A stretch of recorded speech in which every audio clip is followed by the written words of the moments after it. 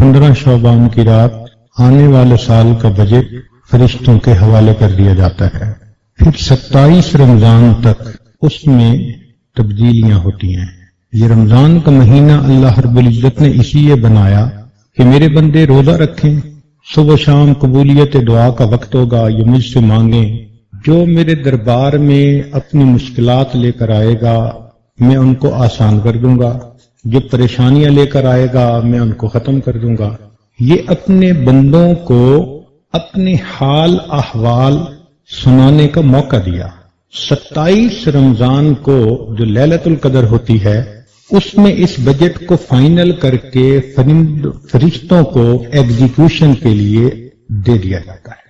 گویا آج کی رات اس آنے والے سال کے بجٹ پر نظر ثانی کی آخری رات ہے. یوں سمجھ لی جو چاہے میں بے اولاد ہوں اللہ مجھے اولاد کی نعمت سے نوازے وہ مانگے، جو سمجھے کہ میں پریشان حال ہوں اللہ سے مانگے، جو سمجھے کہ مجھے ازدواجی زندگی کے لیے اچھے ساتھی کی ضرورت ہے وہ اللہ سے مانگے، جو سمجھے میں مقروض ہوں وہ اللہ سے مانگے، جو سمجھے میں بیمار ہوں وہ اللہ سے صحت مانگے. آج مالک الملک سے مانگنے کی رات ہے. وہ ہستی جو چاہے تو بندے کی تقدیر کو بدل کے رکھ سکتی ہے، ایک لمحے کے فیصلے میں ایک شقی کو سعید بنا سکتی ہے. اور ہم آج اس مالک الملک کے دربار میں آئے بیٹھے. اس وقت کی اہمیت کا اندازہ آپ خود لگا لیجئے. اس دنیا میں مختلف چیزوں سے نفع اٹھانے کے طریقے مختلف ہیں. ہوا سے نفع اٹھانے کے طریقے اور ہیں، پانی سے نفع اٹھانے کے طریقے اور ہیں، آگ سے نفع اٹھانے کے طریقے اور ہیں، مٹی سے نفع اٹھانے کے طریقے اور ہیں. دل میں سوال پیدا ہوتا ہے کہ یہ تو سب چیزیں مخلوق ہوئی ہیں، اس مخلوق کو پیدا کرنے والا جو پروردگار ہے اس پروردگار سے نفع اٹھانے کا طریقہ کیا ہے؟ اس کو سمجھانے کے لیے انبیاء تشریف لائے اور انہوں نے آ کے یہی بات سمجھائی کہ لوگوں تم اپنی زندگی کو میرے طریقے پر اپنا لو، تم اللہ کی ذات سے سب سے زیادہ فائدہ اٹھانے والے بندے بن جاؤ. چنانچہ نبی علیہ السلام نے یہ بات بتلائی کہ جو شخص اللہ رب العزت سے مانگنا چاہے اس طریقے کا نام دعا ہے. ہم جب اللہ سے مانگتے ہیں نا یوں سمجھیں کہ اللہ کے دربار میں اپلیکیشن فارورڈ کرنے کے طریقے کو دعا کہتے ہیں. اور نبی علیہ السلام نے کھول کھول کے یہ طریقہ بتایا تاکہ اپلیکیشن بھرنے میں کوئی کوتاہی نہ ہو، کوئی کمی نہ رہ جائے، بندہ یہ نہ بعد میں کہے کہ جی مجھے تو کسی نے سمجھایا نہیں تھا. چنانچہ آج کی رات اسی دعا کے بات ہوگی. نبی علیہ السلام نے ارشاد فرمایا الدعاء مخ العبادہ، دعا عبادت کا نچوڑ مغز ہے. ایک جگہ فرمایا الدعاء هو العبادہ، دعا عبادت ہے. دعا میں اور باقی اعمال میں ایک بنیادی فرق سمجھیں اور وہ بڑا عجیب ہے کہ باقی دین کے اعمال اگر دنیا کی نیت سے ہوں تو وہ عملی نہیں ہوتے. مثال کے طور پر ایک لڑکی کو سمارٹ ہونے کا شوق ہے، وہ سارا دن کچھ نہیں کھاتی پیتی، اس کو روزے کا ثواب نہیں ملے گا، اس لیے کہ اس کی نیت روزے کی تھی ہی نہیں. گو اس نے صبح صادق سے لے کے غروب آفتاب کا کچھ نہیں کھایا کچھ نہیں پیا، عمل روزے والا کیا، ثواب نہیں مل سکتا، نیت نہیں تھی. اسی طرح اگر دنیا کی نیت ہو کہ انسان دنیا کی واہ واہ چاہتا ہے اس لیے کسی کو صدقہ خیرات دیتا ہے، اس کا ثواب کوئی نہیں ملے گا، نیت میں دنیا تھی. تو باقی تمام اعمال اگر دنیا کی نیت سے کر لیے جائیں تو ان کا ثواب ختم ہو جاتا ہے. اللہ کی شان دیکھو، یہ دعا ایک ایسا عمل ہے کہ بندہ خالص اپنی دنیا کے لیے اللہ سے دعا مانگے، یہ دعا پھر بھی عبادت ہوتی ہے. خالص دنیا کے لیے مانگے، اللہ مجھے دنیا کا یہ چاہیے، یہ پھر بھی عبادت ہے. اللہ اکبر کبھی. حضرت علی رضی اللہ تعالیٰ عنہ کی روایت ہے، فرمایا من فتحت لہ ابواب الدعاء فتحت لہ ابواب الرحمہ، جس شخص کے لیے دعا کے دروازے کھل گئے اس شخص کے لیے اللہ کی رحمت کے دروازے کھل گئے. اور ایک جگہ فرمایا فتحت لہ ابواب الجنہ، اس کے لیے جنت کے دروازے کھل گئے. چنانچہ ترمذی شریف کی روایت ہے ان ثعبان رضی اللہ تعالی عنہ قال قال رسول اللہ صلی اللہ علیہ وسلم لا يرد القدر الا الدعاء، کہ تقدیر کو نہیں بدل سکتی مگر دعا. ولا يزيد في العمر الا البر، اور عمر میں زیادتی نہیں ہوتی مگر نیکوکاری کی ساتھ. وَإِنَّ الرَّجُلَ لَيُحْسِنُ لَيُحْرَمُ الرِّزْقَ بِالذَّنبِ يُصِيبُهُ، اور انسان کو جو رزق ملنے والا ہوتا ہے اپنے گناہوں کی نحوست کی وجہ سے وہ اس رزق سے محروم کر دیا جاتا ہے۔ تو ہمیں جو پریشانی آتی ہے نا وہ اصل میں ہماری اپنی کوتاہیاں ہوتی ہیں۔ قرآن مجید میں اللہ تعالیٰ نے فرمایا ما اصابکم من مصیبت فبما کسبت ایدیکم، جو مصیبت تمہیں پہنچتی ہے تمہارے ہاتھوں کی کمائی ہوتی ہے۔ عائشہ صدیقہ رضی اللہ تعالی عنہا کی روایت ہے، فرماتی ہیں قال رسول اللہ صلی اللہ علیہ وسلم الدعاء ينفع مما نزل ومما لم ينزل، دعا اس مصیبت کے لیے بھی فائدہ مند جو نازل ہو چکی اور اس کے لیے بھی فائدہ مند جو ابھی نازل نہیں ہوئی۔ جو ہو چکی اب اللہ اس کو برداشت کرنا آسان فرما دیتے ہیں، اور جو نہیں ہوئی اللہ اس کو وہی روک دیتے ہیں۔ آگے عجیب بات فرمائی وَإِنَّ الْبَلَاءَ لَيَنْزِلُ فَيَلْقَاهُ الدُّعَاءُ، بلا نازل ہوتی ہے بندے کے اوپر، نیچے سے اس کی دعا جاتی ہے، فَيَا تَلِجَانِ إِلَى يَوْمِ الْقِيَامَةِ، قیامت تک یہ دعا اس بلا کو دھکیلتی رہتی ہے، اس بندے تک آنے نہیں دیتی۔ چنانچہ انسان اللہ رب العزت سے دعا مانگے تو رب کریم اس کی پریشانیوں کو دور کرتے ہیں، اس کے حالات کو ٹھیک فرما دیتے ہیں۔ اس لیے فرمایا کہ من لم يدعو اللہ یغضب علیہ، جو شخص اللہ سے دعا نہیں مانگتا اللہ تعالیٰ اس بندے سے ناراض ہوتے ہیں۔ دنیا کا معاملہ دیکھو، کسی سے ایک دفعہ مانگو وہ دے گا، دوسری دفعہ مانگو دے گا، تیسری دفعہ کنی کترا جائے گا، چوتھی جگہ بولنا چھوڑ دے گا، پانچویں دفعہ تو صاف جھنڈی دکھائے گا۔ کیا مصیبت ہے، ہر وقت مانگتے ہو۔ دنیا داروں سے مانگو تو جتنا زیادہ مانگو گے اتنا وہ دھکے دے کے نکالیں گے، اور اللہ رب العزت وہ ذات ہے کہ کوئی بندہ اللہ تعالیٰ سے ایک دفعہ مانگے دیتے ہیں، 2 دفعہ مانگے دیتے ہیں، 10 دفعہ مانگے دیتے ہیں، 100 دفعہ مانگے دیتے ہیں، بلکہ جو بندہ ہر حال میں اللہ سے مانگے، ہر چیز اللہ سے مانگے، اللہ رب العزت اس بندے کو اپنا ولی بنا لیا کرتے ہیں۔ فرماتے ہیں یہ میرے سوا کسی سے مانگتا ہی نہیں، یہی میرا دوست ہے۔ اللہ اکبر کبیر۔ سیدنا ابو ہریرہ رضی اللہ تعالی عنہ کی روایت ہے، فرماتے ہیں ان عاجز الناس من عجز من ان الدعاء، انسانوں میں سب سے زیادہ عاجز وہ جو دعا کرنے سے عاجز ہو جائے۔ وابخل الناس من بخل بالسلام، اور سب سے بخیل وہ جو دوسروں کو سلام ہی نہ کرے۔ حدیث مبارکہ میں فرمایا الدعاء صلاح المؤمن، دعا مومن کا اسلحہ ہے۔ اسلحہ سے کیا مراد؟ کہ انسان شیطان کے ساتھ، دشمنوں کے ساتھ، حاسدوں کے ساتھ اس اسلحے کے ذریعے سے فائٹ کر سکتا ہے، ان کے مکر سے انسان اپنے آپ کو بچا سکتا ہے۔ اس لیے جتنی دعا مانگے گا اللہ رب العزت کی طرف سے رحمتیں ہوں گی۔ چنانچہ حدیث پاک میں آیا کہ انسان اپنے بچاؤ کی جتنی تدبیریں کرتا ہے، انسان اپنے بچاؤ کی جتنی تدبیریں کرتا ہے یا بہتری کے جتنے اسباب کرتا ہے، ان سب میں سے بہتر تدبیر اور بہتر سبب اس کی دعا ہوا کرتی ہے۔ آپ اپنے لیے کوئی بھی سبب بنائیں، سب سے بہترین سبب آپ کا دعا ہوگی۔ اس کا مطلب یہ ہے کہ ہمیں ہر حال میں اللہ سے دعا مانگنی چاہیے۔ چنانچہ اللہ تعالیٰ بندے کی دعا کو رد نہیں فرماتے، 3 میں سے ایک صورت میں قبول کرتے ہیں۔ توجہ فرمائیں، بندے نے جیسے دعا مانگی ویسے قبول ہو گئی۔ ایک صورت تو یہ ہے، اگر ایسے نہ ہو تو اللہ تعالیٰ اس کے بدلے کوئی آنے والی بلا اور مصیبت اس بندے سے ہٹا دیتے ہیں، کمپنسیشن ہو گئی۔ کیا پتا کہ وہ بلا اور مصیبت زیادہ بڑی تھی۔ تیسرا، اگر یہ بھی نہ ہوا، اللہ تعالیٰ اس بندے کے اکاؤنٹ میں اس دعا کو لکھوا دیتے ہیں، انٹری کروا دیتے ہیں کہ اس نے دعا مانگی تھی، دنیا میں اس کو ریوارڈ نہیں ملا، نوٹ کرو اس کے اکاؤنٹ میں۔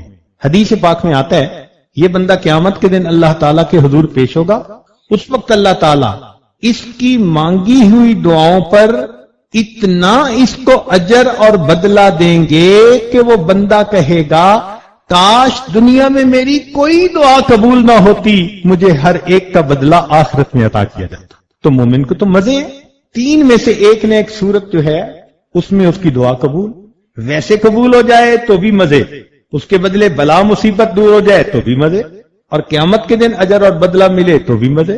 اس لیے دعا خوب مانگنی چاہیے اور زیادہ مانگنی چاہیے۔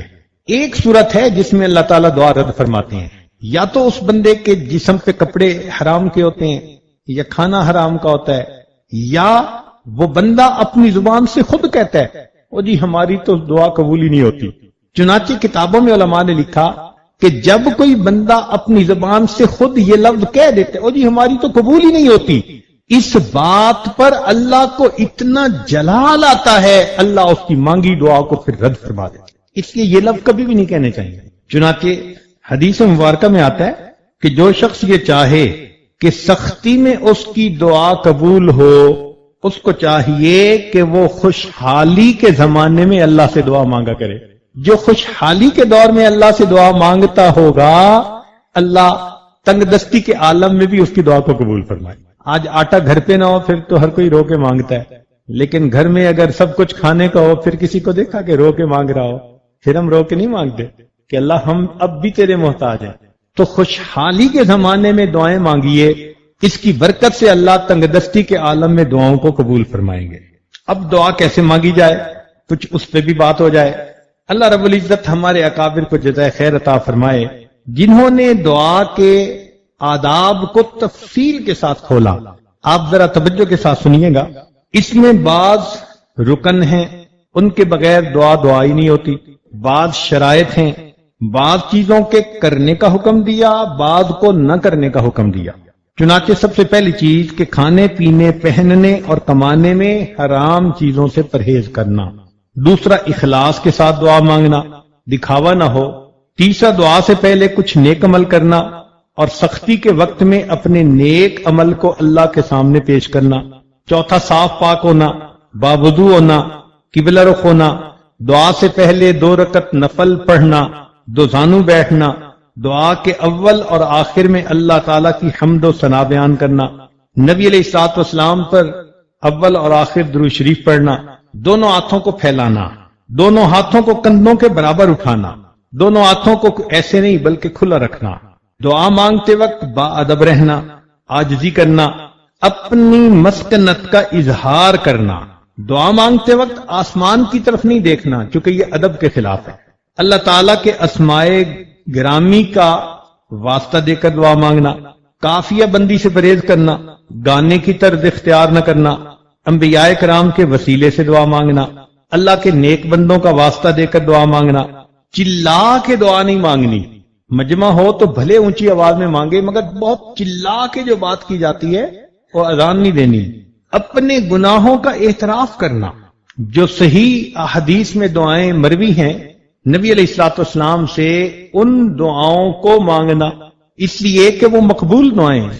جامع دعائیں مانگنا، اپنی ذات سے ابتدا کرنا، پھر اپنے والدین مومن بھائیوں کے لیے دعا کرنا، عزم و یقین کے ساتھ دعا کرنا، رغبت اور شوق کے ساتھ دعا کرنا، کوشش و محنت سے حضور قلب کے ساتھ تہ دل سے دعا کرنا، ایک دعا کو بار بار مانگنا، دعا میں اصرار کرنا، دعا میں کسی گناہ کی دعا نہ مانگنا کہ دعا مانگے کہ فلاں بندہ مجھے گناہ کرنے دے، ایسی دعا نہیں مانگنی۔ کسی محال چیز کو نہ مانگنا، مثلا کسی کو زیادہ ہی شوق ہے اللہ مجھے لڑکی بنا دے، اب یہ محال ہے نا، اللہ نے تو اسے مرد بنا دیا، تو امر محال مت مانگے دعا میں۔ رحمت خداوندی کو تنگ نہ کرے کہ بس اللہ مجھے بخش دے، نہیں، مجھے کیوں، سب کو اللہ بخش دے، سب کی خطاؤں کو معاف کر دے۔ اپنی تمام حاجتیں مانگنا، حتیٰ کہ جوتے کا تسمہ ٹوٹا ہو تو وہ بھی اللہ سے مانگنا۔ دعا سے فارغ ہونے کے بعد اپنے منہ پہ دونوں ہاتھ پھیرنا، جو دعا سننے والے ہیں ان کا اخلاص کے ساتھ آمین کہتے رہنا۔ یہ احادیث کی کتابوں میں تمام جو ہے وہ احادیث آ چکی۔ جلد بازی نہ کرے، اللہ آج ہی دعا قبول کر لے، ان آداب کے ساتھ دعائیں مانگیں گے تو جلدی قبول ہوں گی۔ اب دعا کے قبول ہونے کے کچھ اوقات ہوتے ہیں، حدیث پاک میں آیا ان اوقات میں جلدی دعا قبول ہوتی ہے، مثلا شب قدر جیسے آج کی رات، یہ قبولیت دعا کی رات، عرفہ کا دن، حج کا دن، رمضان مبارک کے مہینے میں دعا قبول، شب جمعہ میں دعا قبول، جمعہ کے دن میں دعا قبول، آدھی رات کے وقت دعا قبول، پہلی تہائی رات میں دعا قبول، آخری تہائی رات میں دعا قبول، سحری کے وقت دعا قبول، ساعت جمعہ میں جب امام خطبے کے درمیان بیٹھتا ہے اس وقت مانگی ہوئی دعا قبول. اور سیدہ فاطمہ الزہرا رضی اللہ عنہا کی روایت ہے کہ جمعے کے دن عصر اور مغرب کے درمیان مانگی ہوئی دعا قبول. پھر کچھ حالتیں ایسی ہیں کہ جن حالتوں میں دعائیں قبول ہوتی ہیں. مثلا جب نماز کے لیے اذان دی جائے تو جیسے ہی اذان شروع ہو نا اللہ اکبر، اگر دل میں سے کوئی دعا نکلے اللہ کے ہاں قبول ہو جاتی. اذان اور اقامت کے درمیان دعا مانگے تو قبول. مصیبت زدہ شخص کی دعا قبول. میدان جہاد میں صف باندھے ہوئے ہوں تو دعا قبول. فرض نمازوں کے بعد دعا قبول. سجدے کی حالت میں دعا قبول. تلاوت قرآن مجید کے بعد دعا قبول. زمزم پیتے ہوئے دعا قبول. میت کے پاس حاضر ہوتے وقت دعا قبول. مرغ کی اذان سنے، آواز سنے، دعا قبول. بہت سارے مسلمانوں کا مجمع ہو دعا قبول. ذکر کی مجلسوں میں دعا قبول. جب امام فاتحہ ختم کرتا ہے تو ہم آمین کہتے ہیں، اس وقت کی دعا قبول. میت کی آنکھ بند کرتے وقت کی دعا قبول. نماز کی اقامت جب کھڑی ہوتی ہے اس وقت دعا قبول. بارش ہوتے وقت دعا قبول. کعبہ پر جب پہلی نظر پڑے عمرہ حج پہ جانے والوں کی تو ان کی دعا قبول. قرآن مجید میں سورہ انعام کے اندر 2 مرتبہ اللہ اللہ کا لفظ آیا ہے، قریب، رسول اللہ ہے، تو اس کے درمیان میں مانگی ہوئی دعا قبول. کچھ مقامات ایسے ہیں جن مقامات کی دعا قبول. چنانچہ طواف کرتے ہوئے ملتزم سے لپٹ کر حسن بصری رحمت اللہ علیہ نے بیت اللہ شریف کے 15 مقامات گنوائے ہیں جن میں دعا قبول. کچھ اللہ کے بندے ایسے ہوتے ہیں کہ جن کی موجودگی میں دعا قبول. چنانچہ دکھی دل والا بندہ جہاں کہیں ہوگا اس کی موجودگی میں دعا قبول. مظلوم کی دعا قبول، اگرچہ مظلوم کافر ہی کیوں نہ ہو. والد کی دعا اولاد کے حق میں قبول. امام عادل کی دعا قبول. نیک بندے کی دعا قبول. جو اپنے والدین کے ساتھ حسن سلوک کرنے والا ہو اس کی دعا قبول. مسافر کی دعا قبول. اب مسافر تو یہاں بہت سارے ہیں. روزہ دار جس وقت افطار کرے اس وقت کی دعا قبول. مسلمان کی دعا اپنے مسلمان بھائی کے لیے اس کے پیٹھ پیچھے قبول. ختم قرآن جب ہوتا ہے تو اس وقت حافظ جو دعا مانگے یا مجلس میں جو دعا مانگی جائے اس وقت کی دعا قبول. مریض کی دعا قبول. مجاہد کی دعا قبول. تو یہ وہ لوگ ہیں کہ جن کی دعائیں اللہ رب العزت قبول فرماتے ہیں. اب نیکوں کی فہرست میں تو ہم نہیں شامل ہو سکتے جو اللہ کے ہاں نیک ہوتے ہیں. البتہ مسافروں کی فہرست میں تو ہم شامل ہیں، اس لیے کہ گھر چھوڑا، بیوی بچوں کو چھوڑا، اپنے گھر سے دور آ کر ایک جگہ موجود. شرعی حکم بھی لاگو مسافر کا، لوگ بھی مسافر سمجھتے ہیں. تو معلوم ہوا کہ یہ ایک ایسی نسبت ہے، اللہ اگر اس کو قبول کر لے تو یقیناً دعا قبول ہوگی. اب ذرا چند باتیں دل کے کانوں سے اور سن لیجئے. کئی مرتبہ بندہ دل میں یہ سوچتا ہے جی میں تو بڑا گنہگار ہوں، بڑا خطا کار ہوں، اور جی میری دعا کہاں قبول ہوگی. سفیان بن عیینہ فرماتے ہیں لا یمنعن احدن الدعاء ما یعلم فی نفسہ، تم میں سے کوئی بندہ دعا کرنے سے رکے نہیں جو کچھ وہ اپنے اندر کے بارے میں جانتا ہے. یعنی اندر تو جانتا ہے نا حال کیا ہے. یعنی من التقصیر فإن اللہ قد اجاب دعاء الشر خلقہ وہو ابلیس حین قال رب انذرنی الی یوم یبعثون. فرماتے ہیں اللہ تعالیٰ نے مخلوق میں سب سے جو شریر شیطان تھا جب اس نے اللہ کے سامنے دعا مانگی تھی رب انذرنی الی یوم یبعثون، اللہ نے اس کی دعا کو بھی قبول فرما لیا تھا. اس کا مطلب ہے کہ کوئی کتنا خطا کار کیوں نہ ہو، کتنا گناہگار کیوں نہ ہو، وہ بھی اگر اللہ سے اخلاص سے دل کے ساتھ دعا مانگے گا اللہ یقیناً اس کی دعا کو قبول فرمائے. کسی عارف نے شعر کہا لا تسألن بنی آدم حاجتاً، کہ بنی آدم سے تم اپنی حاجتیں مت مانگو. واسأل الذی ابوابہ لا تحجب، اس ذات سے مانگو کہ جس کے دروازے بند نہیں ہوتے، کوئی پہرے دار نہیں ہوتا. اللہ یغضب ان ترکت سوالہ، اللہ ناراض ہوتے ہیں اگر تم اس سے مانگنا چھوڑ دو. وَإِذَا سَأَلْتَ بَنِيَّ آدَمَ يَغْضَبُ، اور بنی آدم جب تم اس سے مانگو تو وہ مانگنے سے ناراض ہوتا ہے. اس لیے اللہ رب العزت ہی سے ہمیں دعائیں مانگنی چاہیے. اللہ اکبر کبیرہ.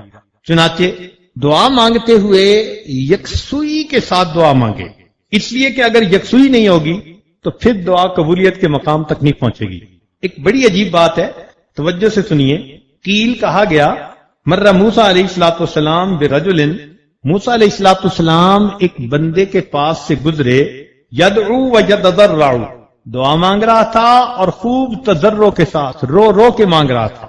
فقال موسیٰ علیہ السلام نے کہا الہی لو کانت حاجتہ بیدی فقضیتھا، اگر اس کی حاجت میرے ہاتھ میں ہوتی تو میں پوری کر دیتا۔ یعنی وہ اتنا مانگ رہا تھا لجاجت سے اور رو رو کے کہ حضرت موسیٰ علیہ السلام کا دل پسیج گیا سن کے، اور وہ فرمانے لگے کہ اللہ اس کی حاجت اگر میرے بس میں ہوتی تو میں پوری کر دیتا۔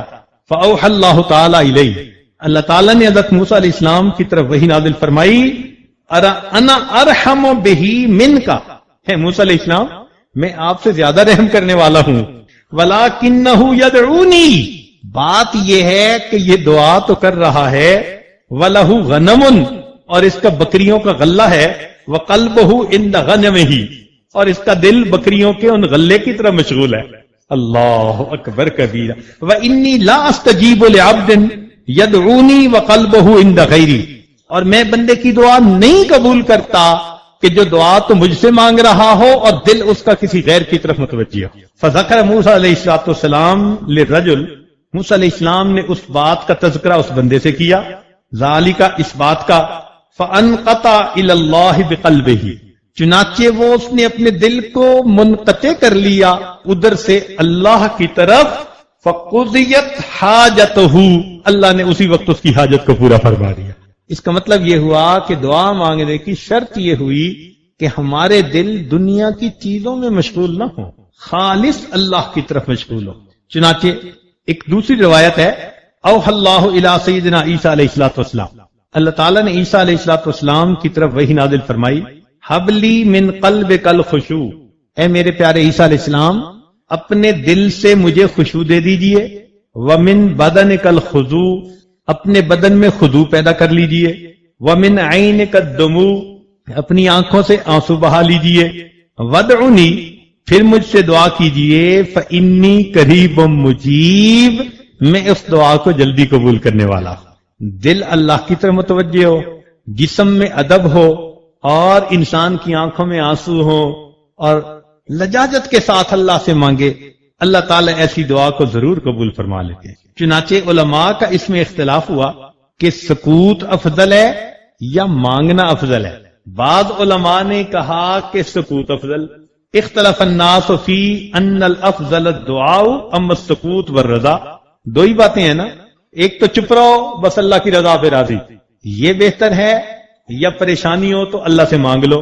فمنہم من قال الدعاء عبادہ، ان میں سے بعض نے کہا کہ دعا عبادت ہے، وَلِأَنَّ الدُّعَاءَ اظہار الافتقار الی اللہ تعالی، اور دعا میں انسان اللہ کے سامنے اپنی پریشانی، اپنی فقیری کا اظہار کرتا ہے۔ اور دوسری جماعت نے کہا کہ السکوت تحت جریان الحکم اتم، کہ اللہ کا جو حکم آ گیا بس خاموش رہے کہ میرے مالک کی جو مرضی، میں اللہ کی رضا پہ راضی۔ قد قال النبی صلی اللہ علیہ وسلم خبرا ان اللہ تعالی، اور وہ دلیل کیا دیتے ہیں کہ اللہ تعالیٰ نے فرمایا من شغلہ ذکری ان مسئلتی آتیتہ افضل ما اوتی السائلین، کہ جس کو میری یاد دعا مانگنے سے روک لے، میں دعا مانگنے والوں سے اس کو زیادہ عطا فرماتا ہوں۔ وہ یہ دلیل دیتے ہیں، لیکن بزرگوں نے اس میں تطبیق کیسے دی؟ فرماتے ہیں وقال قوم، علماء نے یہ کہا، یکون صاحب دعاء بلسانہ، یکون صاحب الدعاء بلسانہ، زبان سے اللہ سے دعا مانگے، ورزم بقلبہ، اور دل سے اللہ کے فیصلے پر راضی رہے، لیاتی بالامرین جمیعا، تاکہ دونوں باتیں اکٹھی ہو جائیں۔ تو دعا بھی اللہ سے مانگے مگر دل میں یہی رکھے کہ مولا تیرا جو فیصلہ ہوگا میں تو اس سے راضی ہوں گا، مانگے صحیح، سبحان اللہ۔ چنانچہ دعا مانگتے ہوئے لجاجت کے ساتھ جتنی دعا مانگے گا جلدی قبول ہوگی۔ حدیث مبارکہ میں ہے کہ داؤد علیہ السلام کے زمانے میں خشک سالی ہوئی۔ خشک سالی سے کیا مراد؟ بارش نہیں ہوتی تھی، چنانچہ لوگوں نے علماء میں سے 3 بندے منتخب کیے اور ان کے ساتھ دعا کے لیے نکلے ایک میدان میں۔ ایک نے کہا الہی آپ نے تورات میں فرمایا ہے کہ جو ہم پر ظلم کرے ہم اس کو معاف کر دیں گے۔ الہی ہم نے اپنی جہانوں پر ظلم کیا ہے تو پھر تو ہمیں معاف فرما دے۔ اللہ اکبر۔ دوسرے نے کہا الہی آپ نے تورات میں فرمایا ہے کہ ہم اپنے غلاموں کو آزاد کریں، الہی ہم بھی تیرے غلام ہیں، تیرے دروازے پر حاضر ہیں، تو بھی ہمیں آزاد فرما دے۔ تیسرے نے کہا الہی آپ نے تورات میں فرمایا ہے کہ جب ہمارے دروازوں پر مسکین کھڑے ہوں ہم ان کو محروم نہ پھیریں، مولا ہم بھی مسکین ہیں اور آپ کے دروازے پر حاضر ہیں، ہمیں خالی نہ بھیجیے، دعا کو قبول کر لیجئے۔ اس بندے نے دعا ابھی ختم نہیں کی تھی، اللہ نے رحمت کی بارش عطا فرما دی۔ اللہ اکبر کبیرہ۔ تو بھئی ہم بھی اللہ رب العزت سے مانگیں کہ اے پروردگار آپ بھی ہماری ان دعاؤں کو اپنی رحمت سے قبول فرما لیجئے اور ہمارے قصوروں کو معاف فرما دیجئے، اور مانگیں تو پھر خوب اللہ رب العزت سے عاجزی کے ساتھ، جتنا مانگ سکتے ہو اتنا عاجزی کے ساتھ مانگیں کہ اللہ رب العزت بڑے کریم ہیں۔ اللہ اکبر کبیرہ۔ چنانچہ اللہ تعالی بندے کا اعتراف جرم بہت پسند فرماتے ہیں کہ بندے نے گناہ کر لیا، اب وہ میرے دربار میں آئے اور اپنے گناہ کا اقرار کر لے اور مجھ سے معافی مانگے۔ حضرت قبرستانی رحمۃ اللہ نے واقعہ لکھا ہے، فرماتے ہیں کہ اللہ تعالی اعتراف جرم کو پسند کرتے ہیں۔ اندلس میں ایک مرتبہ اسی طرح بارش رک گئی، لوگ 3 دن تک دعا مانگتے رہے اور 3 دن تک بارش نہیں ہوئی، تو لوگوں نے وقت کے حاکم عبد الرحمن ناصر کو کہا کہ 3 دن سے شہر کے علماء، شہر کے سب لوگ مرد عورت دعائیں مانگ رہے ہیں مگر کسی کی دعا قبول نہیں ہوئی اور بارش نہیں ہو رہی۔ کہتے ہیں کہ جب اس نے یہ سنا، ننگے پاؤں سر سے اس نے تاج اتار دیا، ننگے سر اس مجمع کے سامنے آیا اور آ کر یہ دعا مانگی کہ اللہ مجرم تو میں ہوں، میری وجہ سے اپنے بندوں کو اس رحمت سے محروم نہ کر دے۔ اس کا یہ اعتراف کر کے دعا مانگنا اللہ کو اتنا پسند آیا کہ اسی وقت اللہ نے بارش عطا فرمائی۔ تو بندہ اپنے گناہوں کا اعتراف کر کے دعا مانگے کہ میرے مالک انسان ہیں، خطا کار ہیں، آپ سے رحمت کے طلبگار ہیں، آپ رحیم اور کریم ہیں، ہم پر رحمت فرما دیجئے۔ چنانچہ ایک عجیب واقعہ حدیث پاک میں آیا ہے، امید ہے آپ اس کو بہت توجہ کے ساتھ سنیں گے۔ اللہ اکبر کبیرہ۔ فرماتے ہیں ان وہب ابن منبہ، وہب ابن منبہ رحمت اللہ علیہ وہ فرماتے ہیں، بہت توجہ کے ساتھ سنیے گا، میں اپنی بات مکمل کرتا ہوں۔ کان فی زمن موسیٰ علیہ السلام شاب آتن مسرف علی نفسہ، موسیٰ علیہ السلام کے زمانے میں ایک نوجوان تھا جو بہت ہی سرکش تھا، اپنے نفس پر ظلم کرنے والا تھا۔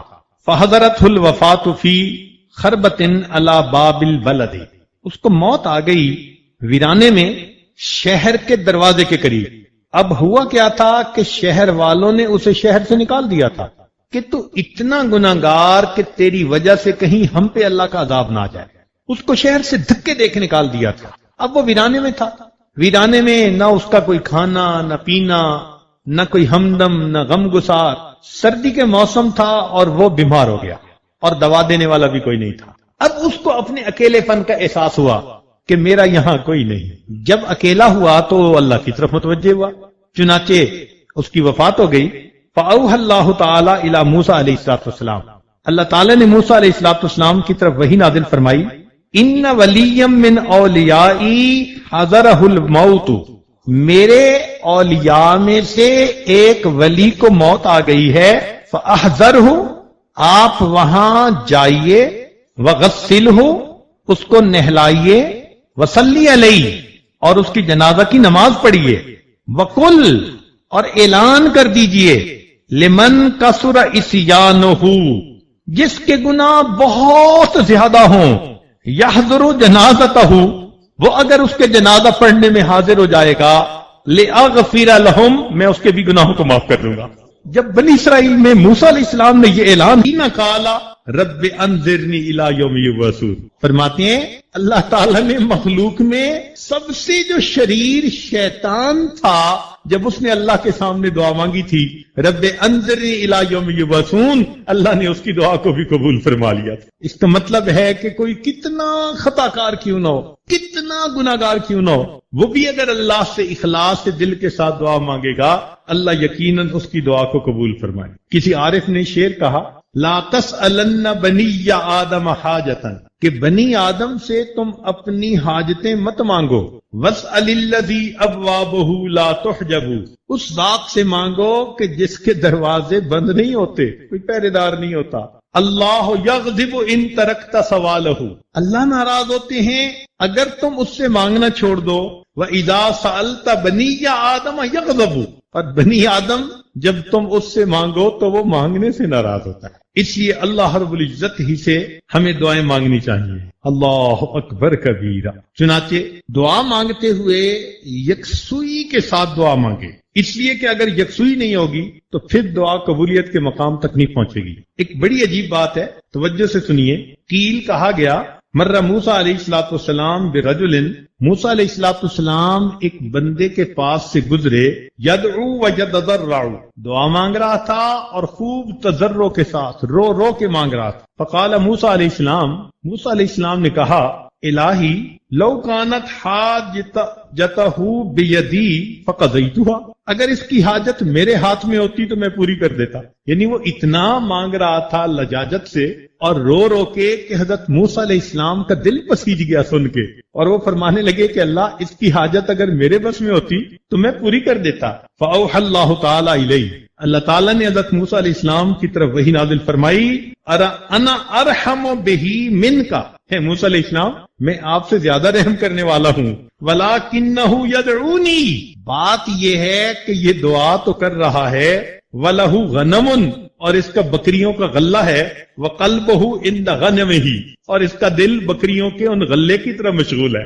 اللہ اکبر کبیرہ۔ وَإِنِّي لَا أَسْتَجِيبُ لِعَبْدٍ يَدْعُونِي وَقَلْبُهُ عِنْدَ غَيْرِي، اور میں بندے کی دعا نہیں قبول کرتا کہ جو دعا تو مجھ سے مانگ رہا ہو اور دل اس کا کسی غیر کی طرف متوجہ ہو۔ فذکر موسیٰ علیہ السلام للرجل، موسیٰ علیہ السلام نے اس بات کا تذکرہ اس بندے سے کیا، ذالک، اس بات کا، فانقطع الی اللہ بقلبہ، چنانچہ وہ اس نے اپنے دل کو منقطع کر لیا ادھر سے اللہ کی طرف، فقضیت حاجتہ، اللہ نے اسی وقت اس کی حاجت کو پورا فرما دی۔ اس کا مطلب یہ ہوا کہ دعا مانگنے کی شرط یہ ہوئی کہ ہمارے دل دنیا کی چیزوں میں مشغول نہ ہو، خالص اللہ کی طرف مشغول ہو۔ چنانچہ ایک دوسری روایت ہے، اوحی اللہ الی سیدنا عیسیٰ علیہ السلام، اللہ تعالیٰ نے عیسیٰ علیہ السلام کی طرف وحی نازل فرمائی، حب لی من قلبک الخشوع، اے میرے پیارے عیسیٰ علیہ السلام اپنے دل سے مجھے خشوع دے دیجئے، ومن بدنک الخضوع، اپنے بدن میں خضوع پیدا کر لیجئے، ومن عینک الدموع، اپنی آنکھوں سے آنسو بہا لیجئے، ودعونی، پھر مجھ سے دعا کیجئے، فانی قریب مجیب، میں اس دعا کو جلدی قبول کرنے والا۔ دل اللہ کی طرف متوجہ ہو، جسم میں ادب ہو، اور انسان کی آنکھوں میں آنسو ہو، اور لجاجت کے ساتھ اللہ سے مانگے، اللہ تعالیٰ ایسی دعا کو ضرور قبول فرما لیتے۔ چنانچہ علماء کا اس میں اختلاف ہوا کہ سکوت افضل ہے یا مانگنا افضل ہے۔ بعض علماء نے کہا کہ سکوت افضل، اختلف الناس فی ان الافضل الدعاء اما السکوت والرضا، دو ہی باتیں ہیں نا، ایک تو چپ رہو بس اللہ کی رضا پہ راضی، یہ بہتر ہے، یا پریشانی ہو تو اللہ سے مانگ لو۔ فمنہم من قال الدعاء عبادہ، ان میں سے بعض نے کہا کہ دعا عبادت ہے، وَلِأَنَّ الدُّعَاءَ اِظْهَارُ الْإِفْتِقَارِ إِلَى اللَّهِ تعالی، اور دعا میں انسان اللہ کے سامنے اپنی پریشانی، اپنی فقیری کا اظہار کرتا ہے۔ اور دوسری جماعت نے کہا کہ السکوت تحت جریان الحکم اتم، کہ اللہ کا جو حکم آ گیا بس خاموش رہے کہ میرے مالک کی جو مرضی، میں اللہ کی رضا پہ راضی۔ قد قال النبی صلی اللہ علیہ وسلم خبرا ان اللہ تعالی، اور وہ دلیل کیا دیتے ہیں کہ اللہ تعالیٰ نے فرمایا، من شغلہ ذکری ان مسئلتی آتیتہ افضل ما اوتی السائلین، کہ جس کو میری یاد دعا مانگنے سے روک لے، میں دعا مانگنے والوں سے اس کو زیادہ عطا فرماتا ہوں۔ وہ یہ دلیل دیتے ہیں، لیکن بزرگوں نے اس میں تطبیق کیسے دی؟ فرماتے ہیں وقال قوم، علماء نے یہ کہا، یکون صاحب دعاء بلسانہ، یکون صاحب الدعاء بلسانہ، زبان سے اللہ سے دعا مانگے، ورزم